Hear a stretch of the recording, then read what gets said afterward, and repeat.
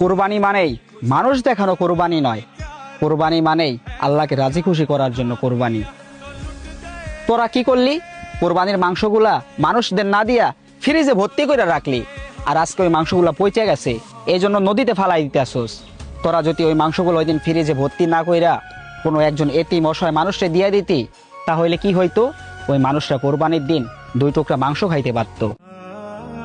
এই দুনিয়াতে এমনও মানুষ আছে যারা 1 টুকরা মাংস কিনা খাবে ওইরকম সামর্থ্য নাই। তারা বৈশা থাকে প্রত্যেকটা বছর কোন দিন কোরবানিটা আসবে, আর ওই দিন তারা মাংস খাবে। আর তোরা কি করলি? ওই গরিব অসহায় মানুষের মুখের হাসিটা কাইরা নিলি, তাদের বাড়িতে 1 টুকরা মাংস পৌঁছায় দিতে পারলি না। এ কেমন কোরবানি? কোরবানি মানেই সবার মাঝে মাংস বিলাইয়া দেওয়া, ফ্রিজে রাইখা মাংস নষ্ট কইরা নদীতে ফালাইয়া দেওয়া না।